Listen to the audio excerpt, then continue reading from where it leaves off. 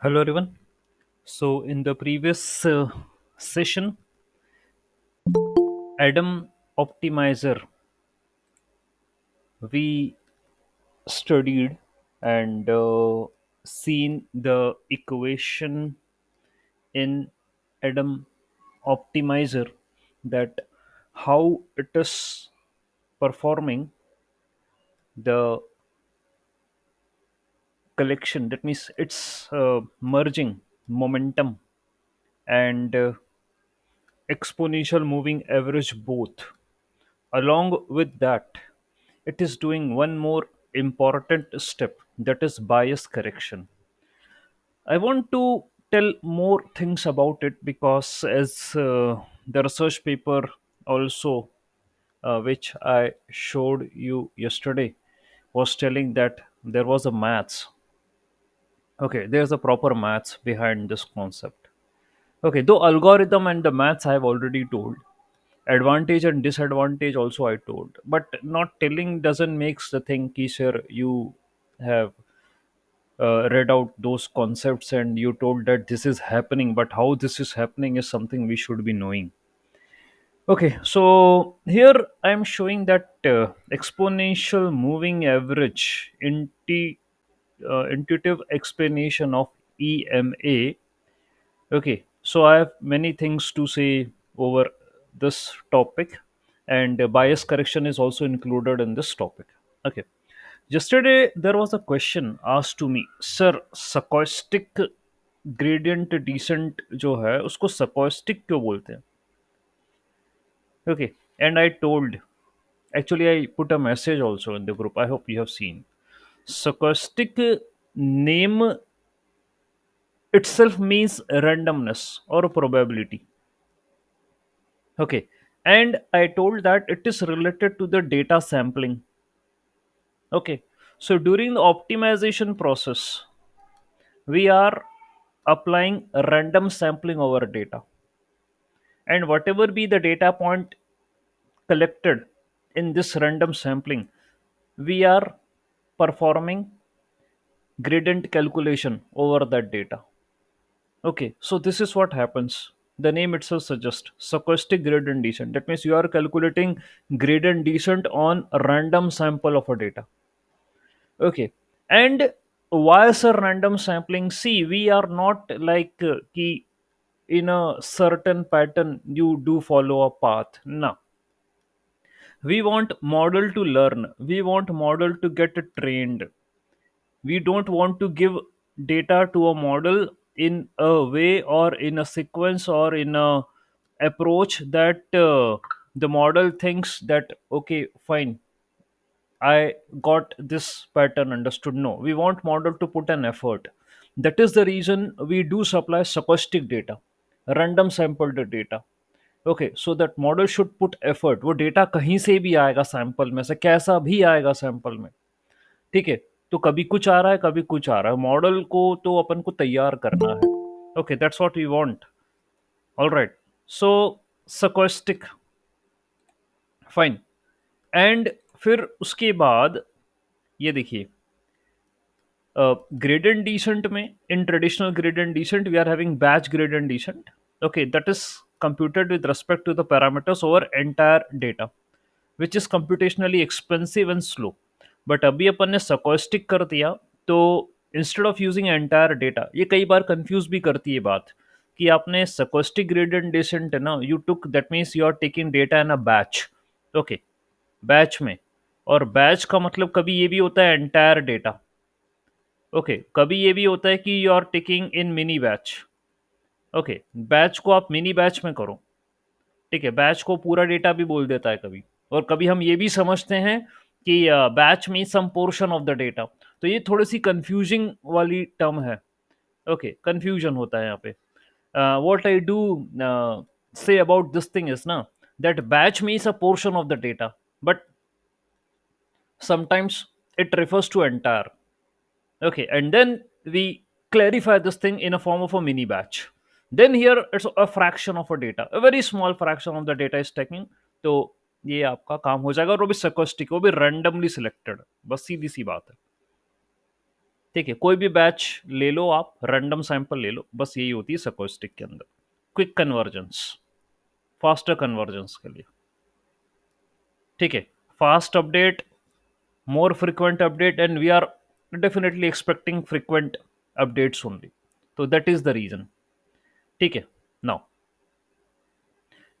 yesterday one more term came, that is stochastic objective function.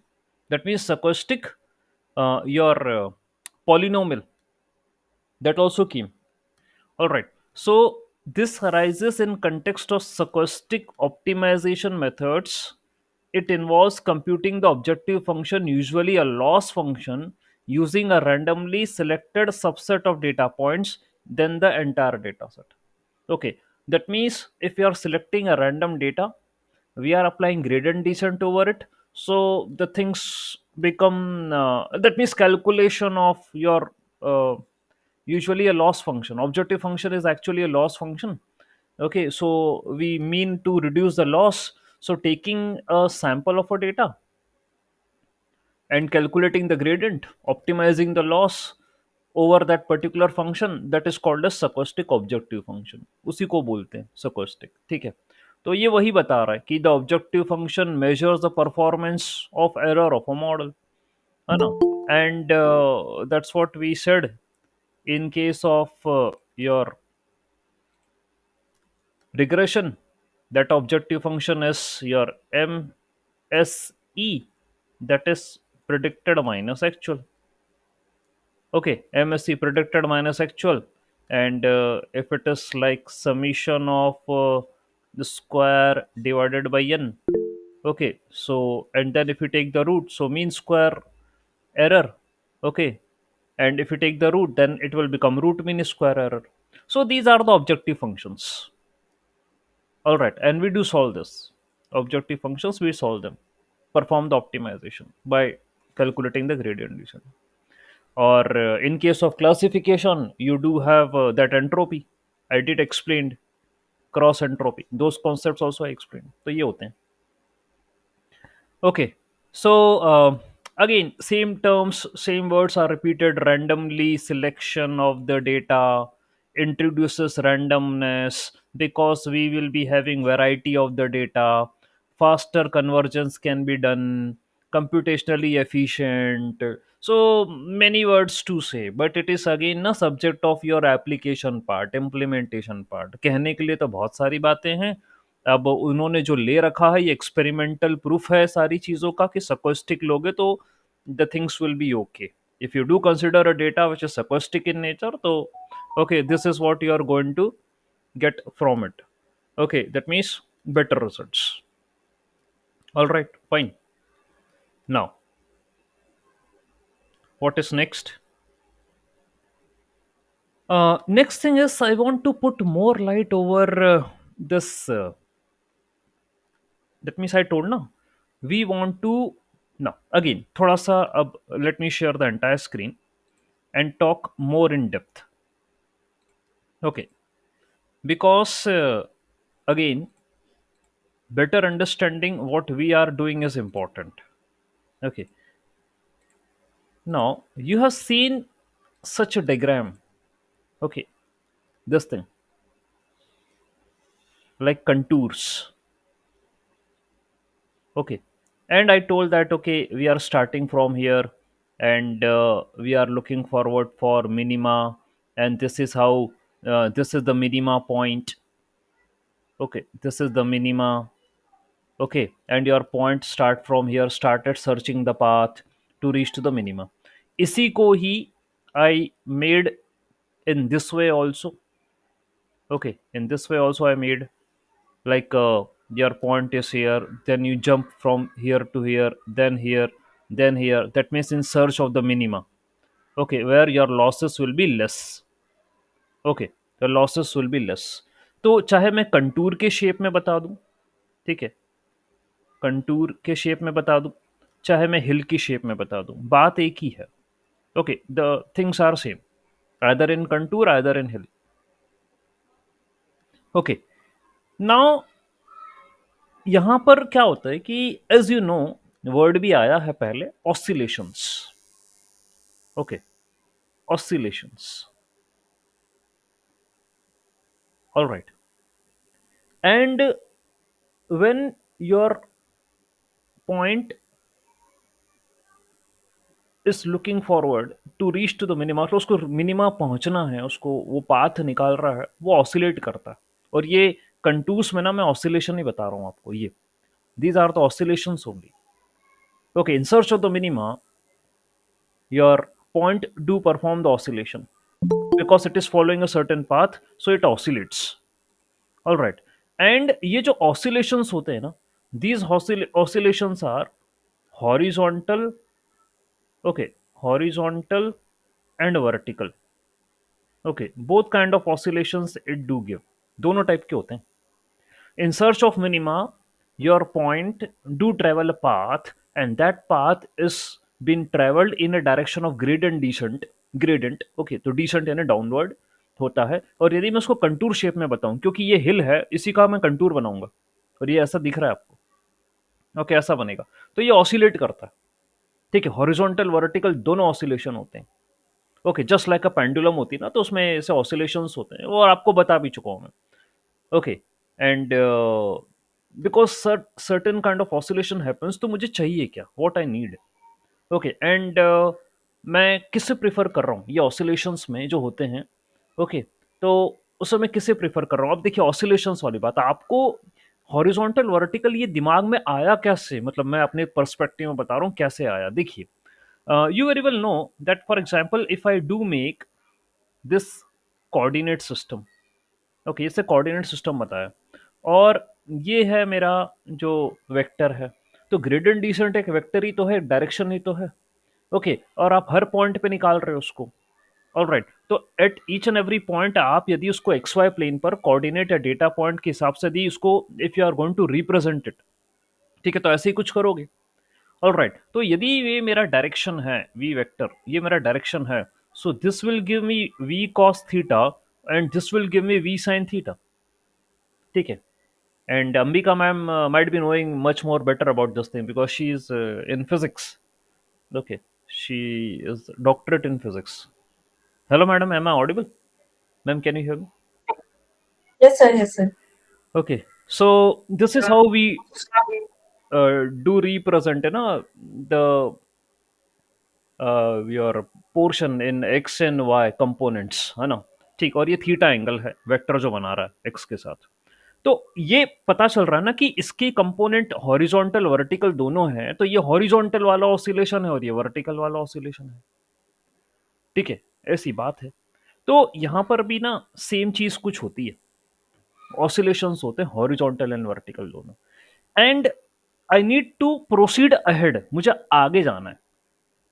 तो आगे जाना है ना, तो आगे जाने के लिए ना क्या है कि मैं क्या एक्सपेक्ट कर रहा हूँ, हॉरिजॉन्टल शुड बी मोर और vertical should be more. what do you think, horizontal should be more or vertical should be more? I need to proceed ahead।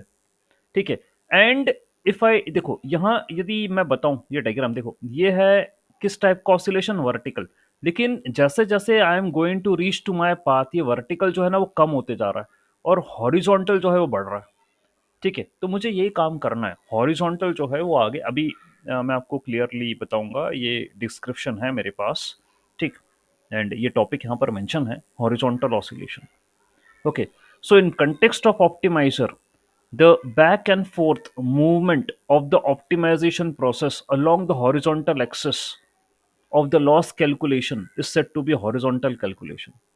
This oscillation occurs when the optimizer is searching for the minimal loss function, है ना। So that's what our task is, मुझे loss minimum करना है, तो मैं search कर रहा हूँ कि कहाँ पर कैसे होगा, तो मैं चल रहा हूँ। Okay, I am following a path and I am making frequent changes, okay, in horizontal direction। ठीक है, हॉरिजॉन्टल में भी कर रहा हूँ, वर्टिकल में भी कर रहा हूँ, दोनों ही है, हॉरिजॉन्टल वर्टिकल बोथ है। And typically due to high learning rate और instability in the optimization process, ऐसा हो सकता है इंस्टेबिलिटी होगी तो ज्यादा हॉरिजॉन्टल ऑसिलेशन होंगे। अब देखो क्या बात करना चाह रहे हैं, इसकी करेक्टरिस्टिक्स क्या क्या है। Rapid adjustments in the parameters, यदि करोगे तो ज्यादा ऑसिलेशन मारेगा हॉरिजॉन्टल में। Okay, if you do more changes in the faster changes, and this faster changes occurs because of your rapid adjustment in the parameters. And what are the parameters? Weight and the bias. Okay, तो ज्यादा horizontal आपको oscillation देखने को मिलेंगे. Larger steps बोले तो learning rate ही है ये. Okay, that means if learning rate is more, you are here, then you will jump here, then you will jump here, then you will jump here. तो ऊपर यही बोला इसने कि हॉरिजॉन्टल ऑसिलेशन ज्यादा बढ़ेंगे यदि लर्निंग रेट ज्यादा दे दिया तो आपने. ठीक है, that means you are just horizontally आपको आगे मूव करना है. और learning rate if it is more, क्योंकि लर्निंग रेट डू कंट्रोल, आपके पास इक्वेशन क्या होती है general, W dash is equal to W minus alpha del L by del W, ये होती है.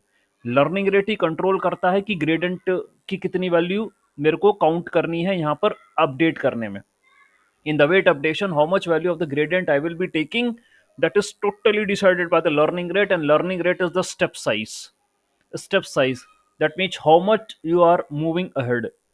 ठीक है, कितनी सीढ़ी लेकर आप धीरे धीरे करते हुए नीचे जा रहे हो, ये डिसाइड करता है. लर्निंग रेट यदि आपने बढ़ा दिया ना, तो सीधी बात है वो डब्ल्यू ये है और डब्ल्यू यहाँ से यहाँ आ जाएगा. ये इनफ्रिक्वेंट चेंजेस है.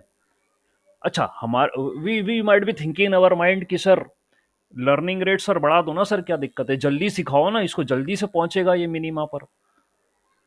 लर्निंग रेट बढ़ाओ. Okay, increase the learning rate, we expect that our point should reach as soon as possible to the minima. See भाई, ऐसा नहीं करना है, वो अनइवन हो जाएगा, पूरा हिसाब किताब गड़बड़ा जाएगा. क्यों? क्योंकि वेट में इनफ्रिक्वेंट चेंजेस होने शुरू हो जाएंगे. वो यही बोल रहा है यहाँ. ठीक है, वो यही बोल रहा है कि larger steps in the horizontal direction potentially over shooting on oscillation around the minimum. Minimum मतलब वो मिनिमा पहुंचने की जगह उसी के आसपास घूमता भटकता रहेगा, लेकिन उस पर जाके रुकेगा नहीं. ठीक है, ये चलता रहेगा हिसाब किताब. क्यों? वो ऐसा है, देखिए मेरे पास यदि वेट 10 है initially, my weight is 10, and now if you increase the learning rate, तो हो सकता है आपको नेक्स्ट अपडेटेड वेट मिल जाए 14, नेक्स्ट अपडेटेड वेट मिल जाए 18, अगला मिल जाए 30. तो ये बहुत ज़्यादा चेंजेस हैं. This is a very high parameter update. I'm not expecting such kind of updates. I'm expecting the kind of updates like 10.2, then 10.6, 10.8, then there could be 11.2. So such kind of, I'm expecting the updates in the parameter, not like this. Okay, this is very much random. Okay, and they will not help you to reach to the minima. ये नहीं काम होता. ठीक है, तो horizontal oscillation में वो कह रहे हैं कि भाई हॉरिजॉन्टल एक्सिस पर आप किस तरीके से मूव कर रहे हो, इम्पैक्ट करता है लर्निंग रेट. ठीक है, ये बात करी उन्होंने. एंड इसके कंसिक्वेंसेस क्या हो जाएंगे यदि ज्यादा बढ़ा दिया तो? अनस्टेबल कन्वर्जेंस, बोल ही दिया मैंने, स्लो कन्वर्जेंस भी होता है. Horizontal oscillation can lead to unstable convergence, that is optimization process struggle. ठीक है, स्ट्रगल करेगी वो कन्वर्ज करने में, मिनिमा पर पहुंचने में. दूसरी बात, स्लो भी हो जाएगी. एक्सेसिव ऑसिलेशन भी स्लो हो जाती है. एक्सेसिव ऑसिलेशन करेगा तो कन्वर्जेंस स्लो हो जाएगा. ये भी नहीं. ठीक है, ये लफड़ा तो मुझे वर्टिकल में भी नजर आएगा. अभी देखो ये वर्टिकल है. Vertical oscillation on the other hand refers to the up and down movement. तो एक होता है टू एंड फ्रो, ये हॉरिजॉन्टल बोला टू एंड फ्रो, ये ऐसे ये होता है ना टू एंड फ्रो. ठीक है, ये टू एंड फ्रो है, ये हॉरिजॉन्टल है. और वर्टिकल होता है अप एंड डाउन. ठीक है, अप एंड डाउन, ऐसे अप एंड डाउन. तो वही मैंने कंपोनेंट आपको बना के बता दी अभी, तभी मैंने फिजिक्स का नाम लिया और मैडम को फिर रेफर करा. ठीक है, I just told you about this thing. All right, ये कंपोनेंट बताया क्योंकि डायरेक्शन है, ग्रेडियंट है. ग्रेडियंट है तो भाई मतलब कंपोनेंट बन रहे होंगे, हॉरिजॉन्टल भी बनेगा, वर्टिकल विल ऑल्सो भी देयर. ओके, और जो दो कंपोनेंट बन रहे हैं, मेरा पॉइंट ऑसिलेशन जो कर रहा है, ठीक है, वो इन्हीं के रेस्पेक्ट में कर रहा है ऑसिलेट. ठीक है, और वो मिनिमा पर पहुंच रहा है. फाइन. एंड उन्होंने अभी अभी आपको मैंने हॉरिजॉन्टल का बताया कि हॉरिजॉन्टल, ये हॉरिजॉन्टल वाला बताया मैंने आपको, ये वर्टिकल वाला, ये हॉरिजॉन्टल वाला. हॉरिजॉन्टल वाले में ये बोला मैंने कि टू एंड फ्रो वाला मैटर है. हॉरिजॉन्टल एक्सिस पर how the point is moving, this is defining that. And it is impacted by the learning rate and the frequent updates in the parameters. So you have to take care of that. The horizontal oscillation should not be infrequent, else it will be like divergence only. Okay, convergence ना होने की, वो तो late होगा और divergence हो जाएगा उल्टा. ठीक है, तो इसको भी ध्यान में रखना है, हॉरिजॉन्टल कितना होना चाहिए। ठीक है, फिर वर्टिकल कितना होना चाहिए, इसके भी बारे में बात कर रहे हैं। ये वर्टिकल वाली बात है, this oscillation occurs when the optimizer adjust the parameter values in response to the changes of the gradient direction, typically due to oscillations in the gradient magnitude और द लर्निंग रेट। अगेन मतलब बात वही है, ठीक है, चाहे और but direction बदली है, ये बस डायरेक्शन बदली, कह तो वही रहा है ना कि जब मैं पैरामीटर अपडेट कर रहा हूँ तभी जाके वर्टिकल ऑसिलेशंस में भी जो है वो चेंजेस आ रहा है। ठीक है, वहां पर वही लर्निंग रेट भी आ गया, ठीक है, ग्रेडियंट डायरेक्शन भी आ गई है, ऊपर भी यही था। ठीक है, बस डायरेक्शन है वर्टिकल और उसकी थी हॉरिजॉन्टल। ठीक है, अब क्या हो गया, वर्टिकल चेंजेस यानी कि fluctuations during the optimization process, changes during the gradient direction. ठीक है, स्मॉल स्टेप साइज यानी alpha, again learning rate, the optimizer may take smaller steps in the vertical direction. हम यही चाहते हैं कि वर्टिकल डायरेक्शन में भाई वो छोटे स्टेप्स ले, हॉरिजॉन्टल डायरेक्शन में एक बार बड़े स्टेप ले ले चलेगा, क्योंकि हॉरिजॉन्टल मेरे को आगे बढ़ने की प्रेरणा दे रहा है, वर्टिकल मेरे को ऊपर, ठीक है, अप एंड डाउन की बात कर रहा है। तो भाई मेरे को यहाँ पहुंचना है, मैं अभी यहाँ पर हूँ, अप एंड डाउन करूंगा तो यदि ज्यादा अप एंड डाउन हो गया तो मैं यहाँ पर पहुंचूंगा कब। ठीक है, तो expectation, we are having an expectation कि vertical oscillation should have to be less, horizontal oscillation should have to be more, but more doesn't means कि आप बिल्कुल उसको उड़ा ही दोगे पैरामीटर अपडेट में, नहीं, पैरामीटर अपडेट भी जो है वो ध्यान में रख के करनी है। ठीक है, उसके लिए लर्निंग रेट को भी आपको ठीक ठाक लेना पड़ेगा। और वर्टिकल में उसने कहा डायरेक्शन ऑफ द ग्रेडियंट, वो तो हॉरिजॉन्टल में भी यही है, डायरेक्शन और जो है वो सब रहेगा, बस वो कहना चाह रहे हैं कैसी, how the oscillation should have to be. So vertical should have to be less, horizontal can be more, but in a control वे।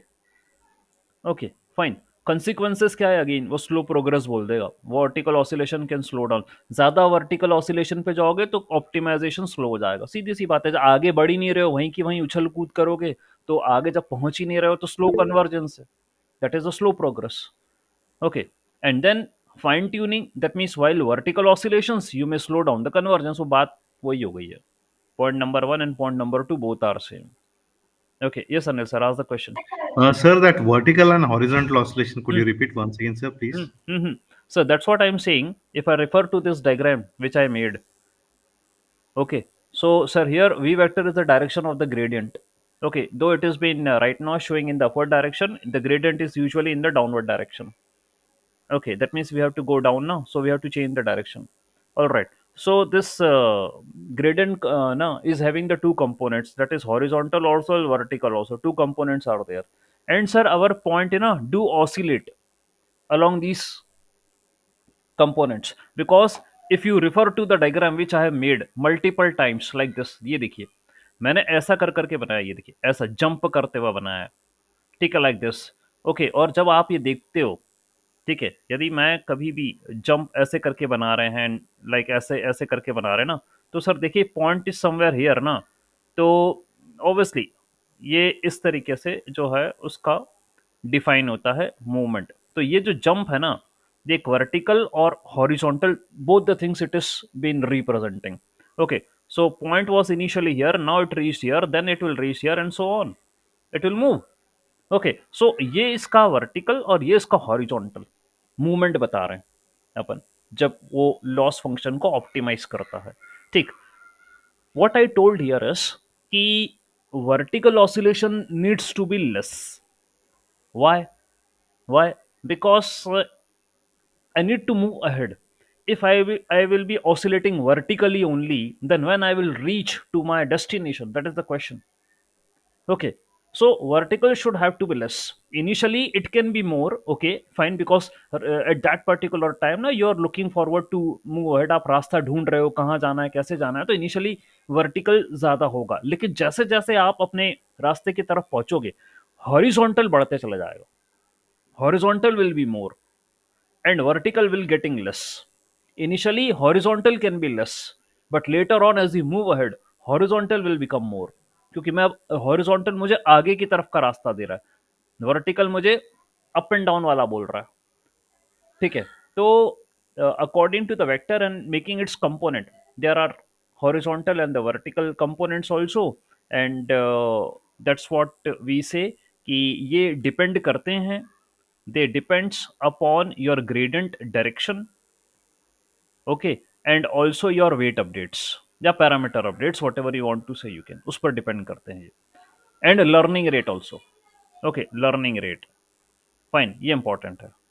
ठीक है, तो मुझे इन चीज़ों को ध्यान में रखना है। ठीक है, मतलब ऑब्वियसली ना, जब आप सॉल्व करोगे प्रॉब्लम को, डेटा पॉइंट्स रैंडमली लोगे, सकोस्टिक लोगे, वो मैंने इनिशियली क्लास में समझा दिया, क्लास की ओपनिंग उसमें समझा दिया, अभिषेक सर बाद में जुड़े हैं, उनको ये रिकॉर्डिंग में मिल जाएगा।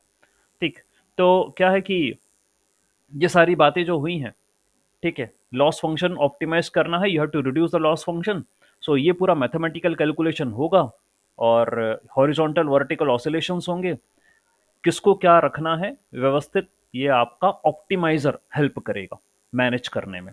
दैट इज द रीजन ना, we have studied so many optimizers, that is the reason, okay, from SGD till Adam, okay, Yes, sir. whatever, Understood, sir. Thank you, sir. whatever be na sir na concerns which are being mentioned here, they are tackled by the optimizers. Okay, sir, fine. Now, so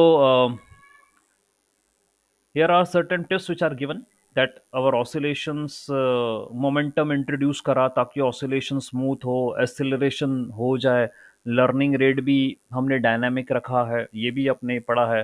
ठीक है, ये रहा adaptive learning rate. तो all these things ना, whatever be the concerns which are mentioned related to horizontal and the vertical ना, we have seen in different types of your optimizers. Okay, so ये पढ़ा दिया मैंने आपको सारी बातें, हॉरिजॉन्टल बता दिया, और हॉरिजॉन्टल ज़्यादा होगा हाई लर्निंग रेट के कारण।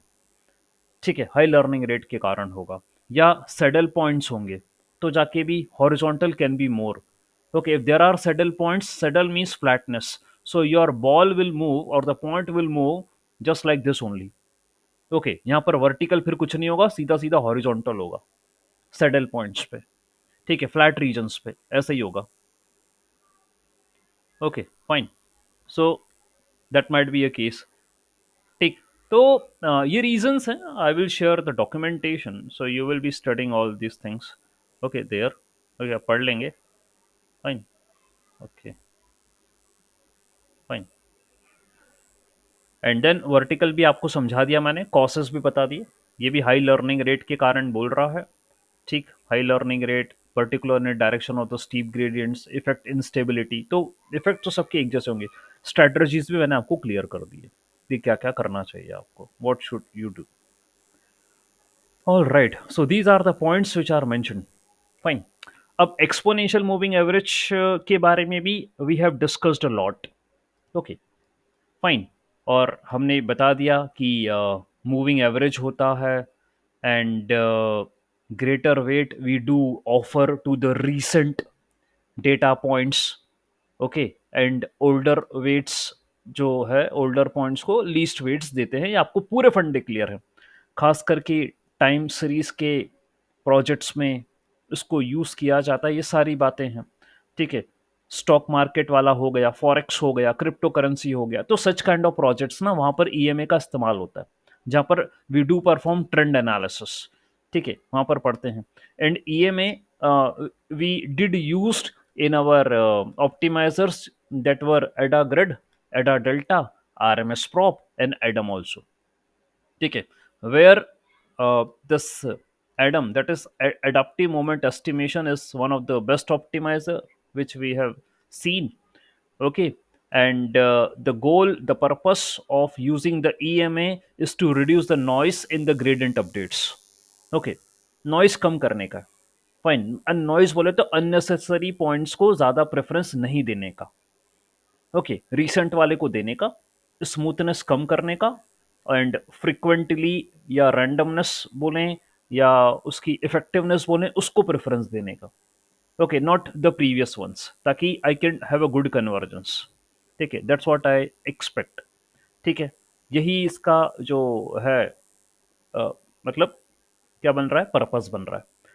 अब मोटिवेशन के बारे में भी लिखा है, वो बात है, फॉर्मूला आप जानते ही हो।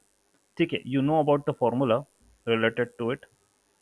ओके, ये एक्सपोनेंशियल मूविंग एवरेज में यहाँ पर उन्होंने क्या करा है, मोमेंटम वाली बात रिलेट करी है। और आप ध्यान दीजिए कि मोमेंटम में बोला नहीं मैंने ये बात, ठीक है। What was the formula of EMA? exponential moving average at a time t is equal to your coefficient, यानी जो भी ले लो, स्मूथनिंग फैक्टर ले लो, into your current gradient, okay, current gradient plus 1 minus alpha into older gradients, okay, that is EMA t minus 1, ये बोला था। इसी तरीके से शायद अभी यदि आप इस इक्वेशन को देखो, ठीक है, ये भी क्या बोल रही है, ये है beta into we T minus one. यदि इन्होंने क्या कर दिया, इन्होंने बोला कि भाई ये पुराने वाले ले लो, ये बीटा ले लो, ये जो है आपका क्या है, कोइफिशिएंट है, ओके, एंड ये आपका ग्रेडियंट है, ठीक है, ये ग्रेडियंट है। तो इसने कितना, आप देखो कितने अच्छे से समझा रहा है बात को। ये कह रहा है कि दिस इज द ट्रेंड, जो पहले हो चुका है वो ट्रेंड है, और जो अभी आप कंसिडर कर रहे हो ये करंट ऑब्जर्वेशन है, ठीक है। So this is my current observation and this is what happened previously, ये ट्रेंड था, ठीक है। अब बीटा की वैल्यू, वो तो खैर यहाँ स्मूथनिंग फैक्टर था तो मैंने इसको ऐसा लिखा, यदि आप इसको डीके बोल दोगे तो जो ये लिखा है वो बिल्कुल सही लिखा है। बीटा की वैल्यू इनिशियली क्या होगी, what is beta, that is 0.9 और 0.99। तो हम ये चाहते हैं कि बीटा बड़ा हो तभी तो जाके पुराना ट्रेंड को भूल सके हम, वी वांट टू फॉरगेट, ठीक है, we want to forget this trend, okay, and 1 minus 0.9, that means we want to give preference to the current gradient, यही पढ़ाया मैंने आपको, ठीक है।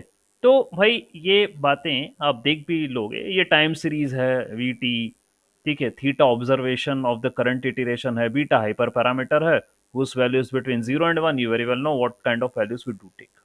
अब जैसे इसने पूरा एक सोल्यूशन दे रखा है आपको, ठीक है, क्या दिया कि let us suppose V naught, यानी पहला वाला है 0, the first one is 0 and we are calculating v1 from that, ठीक है। तो क्या होगा, beta into V naught plus 1 minus beta into theta one, this is the first gradient theta one, ठीक है, ये पहला वाला ग्रेडियंट है, ऑलराइट।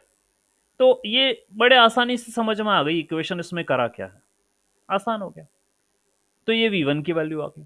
अब v2 की वैल्यू निकालो, v2 is beta into v1 plus 1 minus beta into theta two, second gradient, okay. और v1 की वैल्यू यहां पर पुटअप कर दो, रिप्लेस कर दो, तो आपको अब ये मिलेगा, this is the value of v2।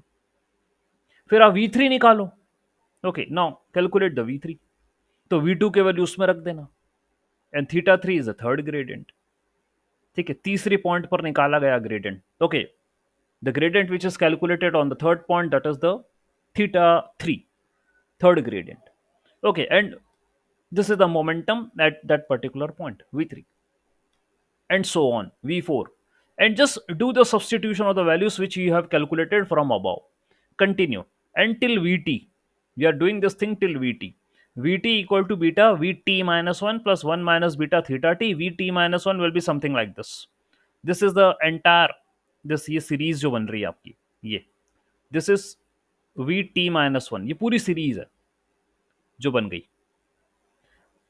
Fine. And now from ये जो आपकी सीरीज बनी है, obtaining the formula for the tth time stamp, alright, obtaining the formula, that means what it is doing, 1 minus beta, I guess it is taking common, okay, it is taking 1 minus beta common, because 1 minus beta is present here also and it is present here also, so it took 1 minus beta common from here, ले लिया इसने, okay, and फिर rest जो है, I guess beta is been multiplied, okay, अंदर multiply भी हो गया, ये बीटा अंदर मल्टीप्लाई हुआ है, तो beta into theta T minus one, ये देखिए beta into theta T minus beta square, it will beta square, तो ये चलता रहेगा, ठीक है। तो ये आपको क्या है, इक्वेशन मिल गया वी टी का, जिसको उसने बाद में इस तरीके से जनरलाइज्ड इक्वेशन में लिख दिया, this is how we can write it in a general way, okay, ऐसा लिख सकते हैं। So V T equal to 1 minus beta summation of I equal to 0 to T beta T की माइनस आई थीटा ई। ठीक है, वो उसने लिख दिया इसी इक्वेशन को समीशन के फॉर्मेट में। ठीक है, चलेगा, कोई बात नहीं।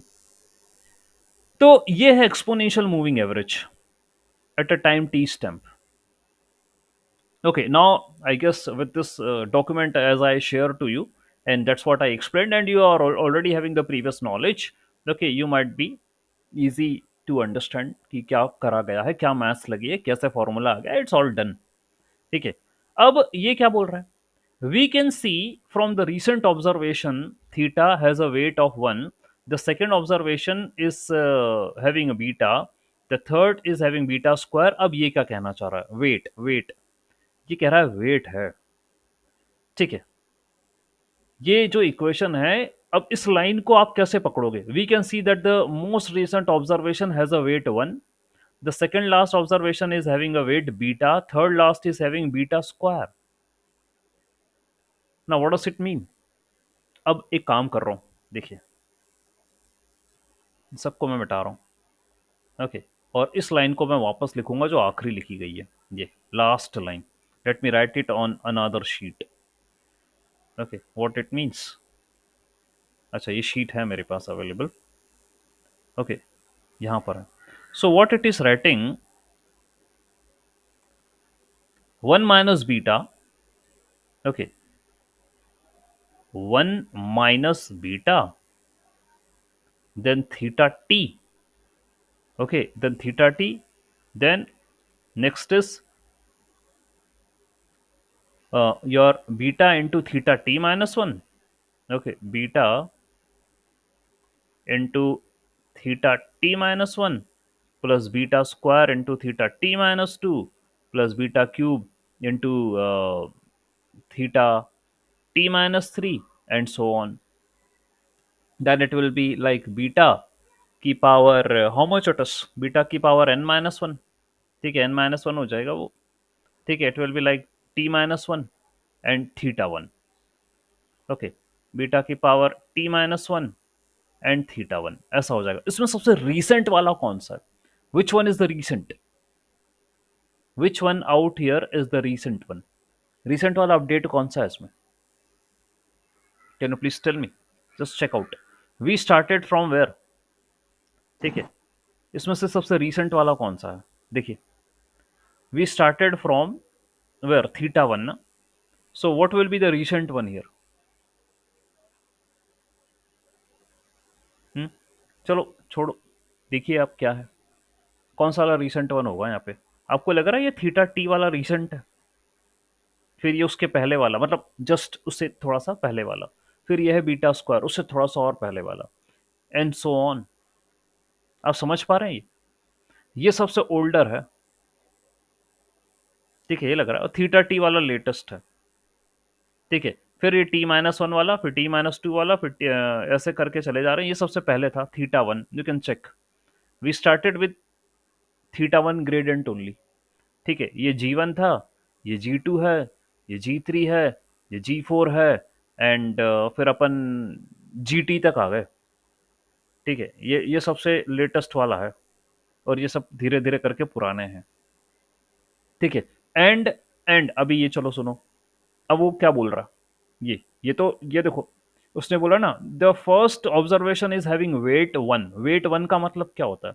अब जरा देखो यहाँ, ये जो थीटा वन है ना, theta T, sorry theta T, इसको वन से मल्टीप्लाई करो, वन इंटू थीटा टी। ठीक है, and if you know about the linear regression, okay, what happens in a linear regression? What is the equation for linear regression? The equation for linear regression is given as y equal to beta naught plus beta 1 x1 plus beta 2 x2 plus beta 3 x3 and so on। ये linear regression की equation है। ठीक है, where beta naught, beta one, beta two, beta three, these are the coefficients. Similarly यहाँ पर ये beta, beta square, beta cube, ये सब कोएफिशिएंट्स हैं। ठीक है, ऑल आर द कोएफिशिएंट्स। ठीक, तो उसने कहा जो रीसेंट वन है ये, इसका कोएफिशिएंट वन है। इसी तरीके से ये वाला रहता है ना बीटा नॉट, तो बीटा नॉट इंटू वन। ठीक है, ये वन है। ठीक है, ऐसा मानना पड़ेगा आपको। तो ये 1 है, देन फिर बीटा है, फिर बीटा स्क्वायर है, बीटा क्यूब है, एंड सो ऑन, चलता रहेगा। फाइन। अब मतलब पहले बात तो ये मुझे बताइए, learn tell me,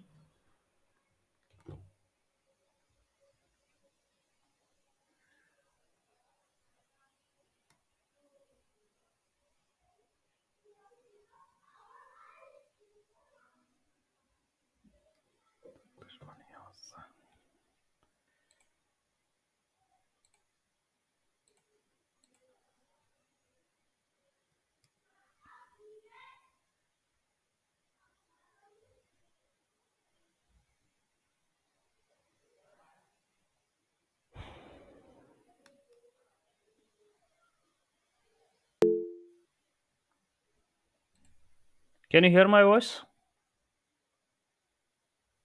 Yes, Yes, sir. sir. Yes, sir. Now it's coming. Now it's coming, na? Okay, fine. Now listen. You might be knowing the reason why this happened.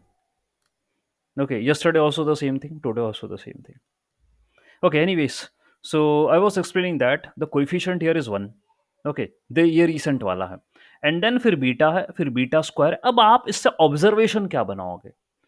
So observation is that, sir, the value of beta is, sir, 0.9. Okay, the recent update, initial update, you are multiplying with 1. That means you are taking the entire, that means this is the highest preference. Okay, you are considering the recent update है ना, that is been considered fully. उसके जो पुराना वाला था, उसके just एक पीछे वाला, उसको आपने बीटा से मल्टीप्लाई करा, यानी आपने उसको 0.9 से मल्टीप्लाई कर दिया।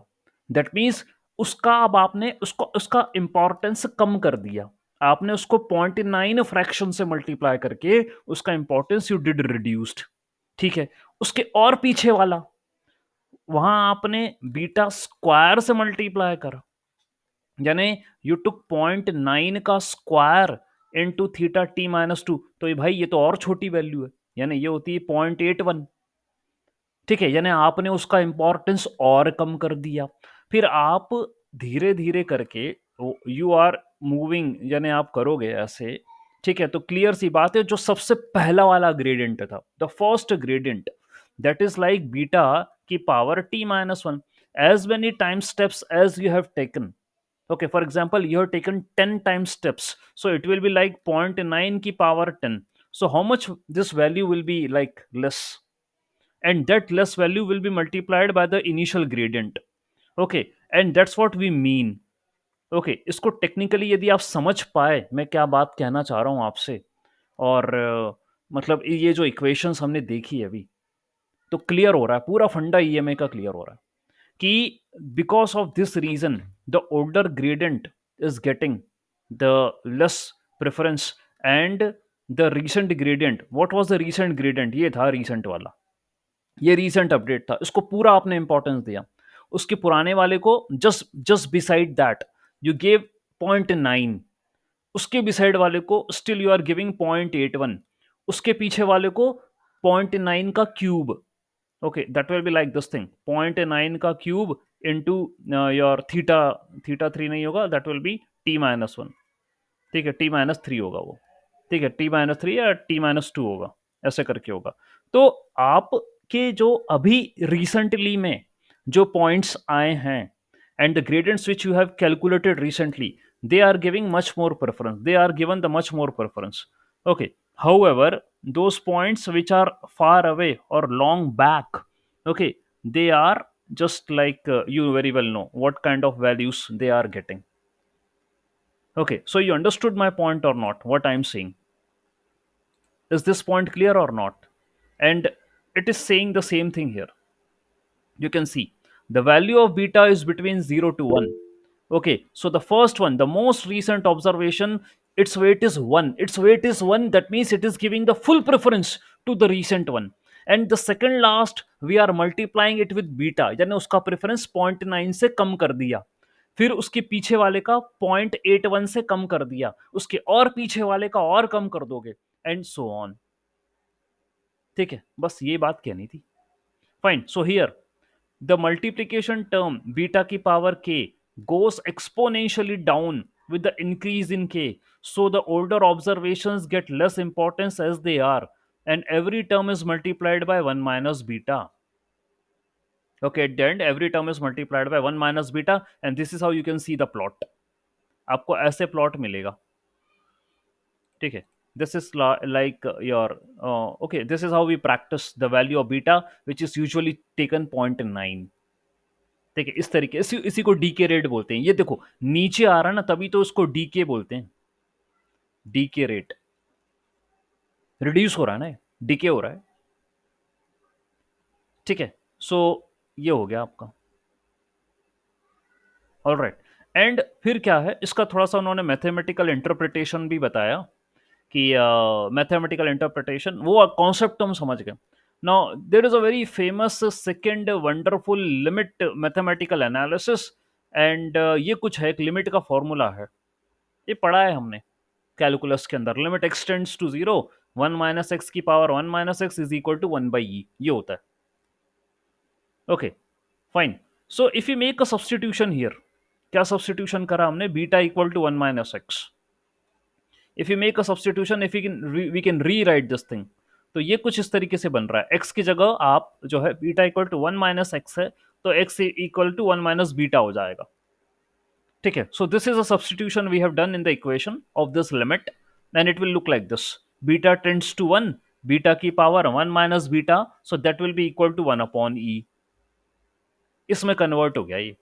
ठीक है, so we know that the equation, that in the equation for the exponential moving average, every observation is multiplied by beta t. Okay, that means every observation is multiplied by the beta term. Okay, so the first observation will be multiplied by beta ki power 0, second observation will be multiplied by beta ki power 1, third observation beta square, beta cube, beta की power 4 and so on. ये करते रहेंगे अपन, हर एक को beta से multiply करते हैं. तो उसी के कंटेक्स्ट में भाई इसने क्या करा, बीटा की पावर टी को बीटा की पावर 1 अपॉन बीटा से इसको क्या करते हैं, कंपेयर कर दिया.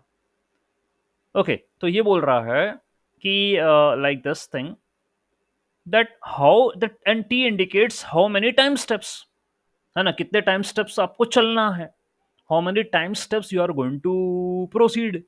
ठीक है, तो सिंस बीटा इज इक्वल, है ना, बेस दोनों के सेम है ना, बीटा की पावर टी से ही आप हर एक पैरामीटर को मल्टीप्लाई करते हो, तो वही लिखा है इसने. और ये है बीटा की power 1 upon 1 minus beta, base same है दोनों का, तो मैंने दोनों को क्या करा, इक्वेट करा, और एक्सपोनेंट्स को जो है वो बनाया कि चलो एक्सपोनेंट्स जब बेस सेम है तो एक्सपोनेंट्स को इक्वेट करा, and then what I am getting is T equal to 1 minus beta.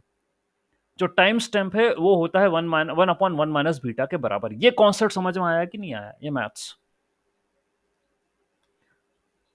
this maths you understood or not? Yes, sir. Okay, because as this multiplication of the coefficients we are doing with each and every update. Okay, and this is your what, the limit formula. Okay, famous limit formula. Okay, so according to that only now, this is the update, and this is what according to the limit formula. Since both are having the same base, so equate इसको equate करा, और फिर इसके exponents जो थे इसके ऊपर उनको इक्वेट करा, तो टाइम की वैल्यू आई है 1 अपॉन 1 माइनस बीटा, ऐसा आई है. So by using this equation we have chosen beta, the value of beta approximately approximate number of time step t for each weight in terms to reach 1 upon e, that is 0.368. क्या बोल रहा है ये, what it is trying to say? If I put the value of beta here, what is the value of beta? 0.9 है ना, 0.9, तो 1 upon 1 minus 0.9. अब ये तो अलग ही बात हो जाएगी, ये हो जाएगा 1 अपॉन 0.1, ये हटाओगे तो ये हो जाएगा 10, तो t इक्वल टू 10 हो जाएगा. अभी रुको, अभी क्लियर बात नहीं हुई. ये है आपका 1 अपॉन 1 माइनस बीटा जो था, ये देखो ये है, ये पूरी लिमिट, ये है 1 अपॉन ई के बराबर. This complete entire limit is equal to 1 upon e. E value is 2.71. 1 upon 1.27, 1 upon 2.71 is equal to 3.368. ठीक है, तो ये 1 अपॉन ई की वैल्यू है 0.368. अभी मैं और क्लियर कर रहा हूं, देखो ये कहना क्या चाह रहा है। Bye using this equation for a chosen value of beta, जो आपने बीटा की वैल्यू चूज करी है, इस इक्वेशन को यदि ध्यान में रखें अपन, we can compute approximate number of time steps, कि कितने टाइम स्टेप लगेंगे, how much time step it would take for the weight to reach 0.368, इतने तक इतने तक वेट के अपडेट होने में कितने टाइम स्टेप लगेंगे, that's what we can identify. अब जरा रुको, इसके बारे में देखते हैं।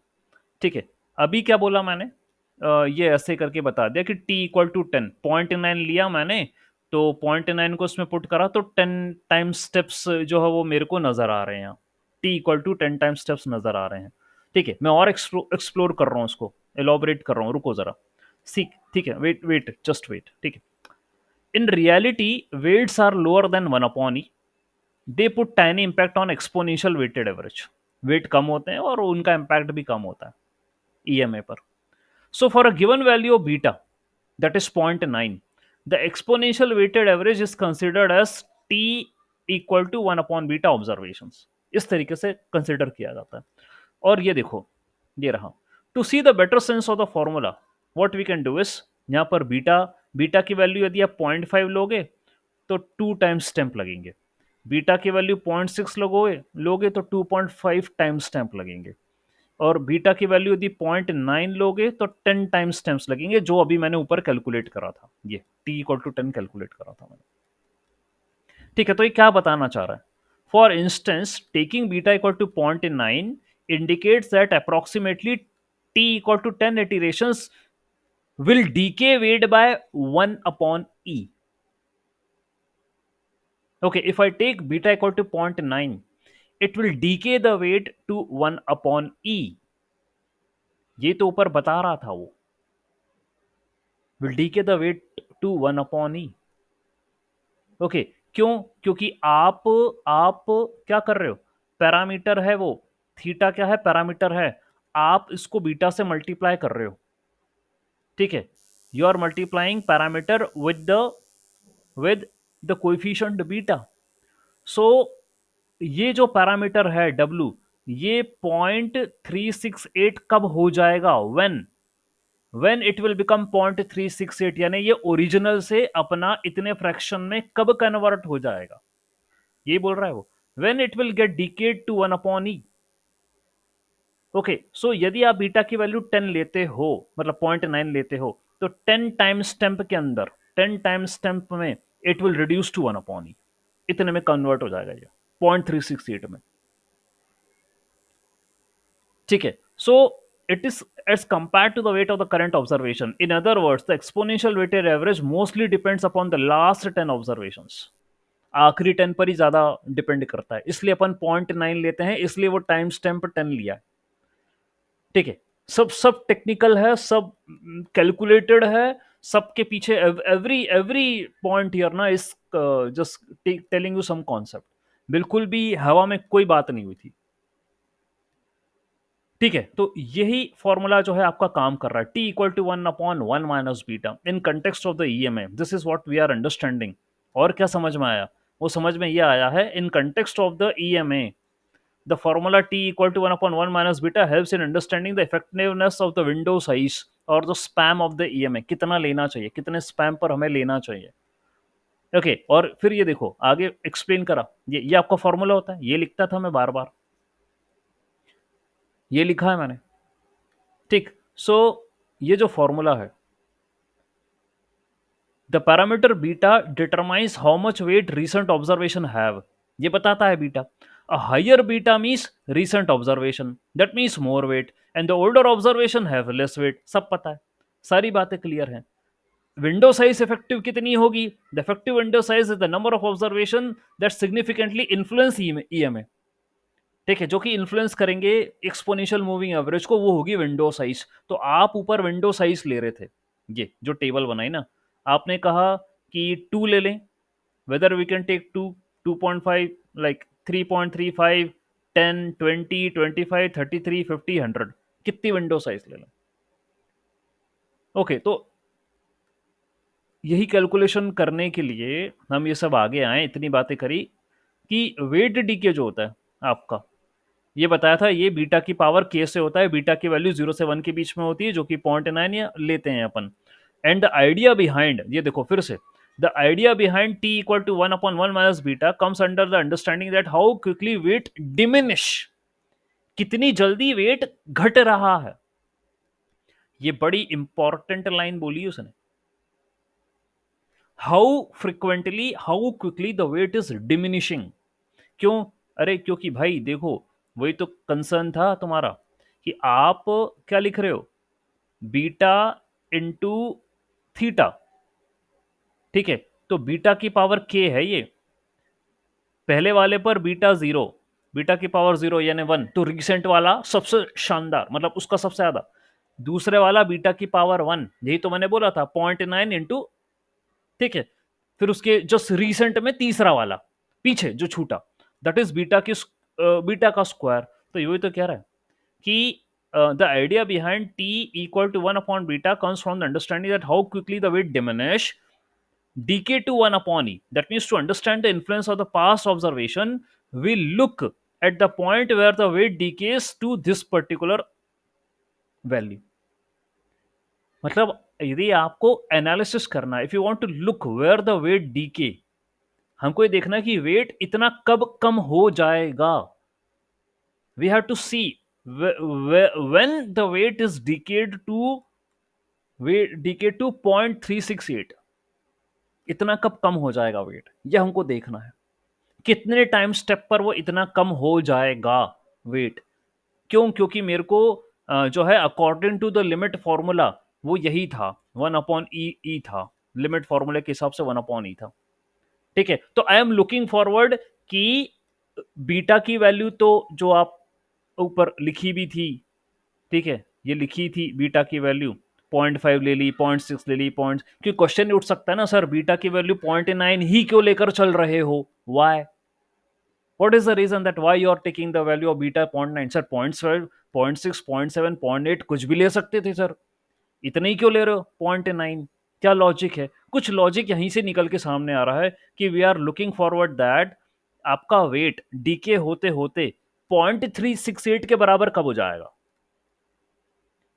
ओके, तो मेरे को टाइम स्टैम्प पकड़ में आ जाएंगे, इतने टाइम स्टैम्प पर, इतने स्पैम पर, इतने टाइम स्पैम पर मेरा वेट इतना कम हो जाएगा, ड्यूरिंग दिस टाइम स्टैम्प, ठीक है, my weight will be decayed to 0.368, इतना कम हो जाएगा। वो मेरे को लिमिट के फॉर्मूले से क्लियर हुई ये बात। तो मैथमेटिकल इंटरप्रिटेशन क्या कहता है, the weight of an observation at a K step is given by beta की पावर के, ठीक है, and we find that beta की power K is equal to 1/1 E. So beta की power K is equal to 1/1 E. Then if you take the natural log, तो ये आ जाएगा K log की power beta equal to -1 and K is equal to -1 upon log beta, ऐसा करके। And for the simplification, इसको simplify करें तो के की वैल्यू लगभग हो गई है 1/1 minus beta, for further simplification ये हो गई है उसकी वैल्यू। और इन्हीं चक्रों के कारण बायस करेक्शन आया था, ठीक है? तो कल थोड़ा सा ऐसा हुआ कि कॉन्सेप्ट जल्दी बता दिया मैंने, और खैर अपनी तरफ से एक न्यूमेरिकल भी लिया था, फ्रॉम माई साइड आई टुक। अब तो इसका मैं 2 मिनट में और सिंप्लीफिकेशन आपको बताऊं, ठीक है? तो बायस करेक्शन पर भी बेस्ड है कॉन्सेप्ट, ठीक है? Will be talking about the bias correction again, I am having the numerical, I will be solving this thing, ये भी एक्सप्लेन करूंगा आपको बायस करेक्शन की क्या मैथ्स है, ठीक है?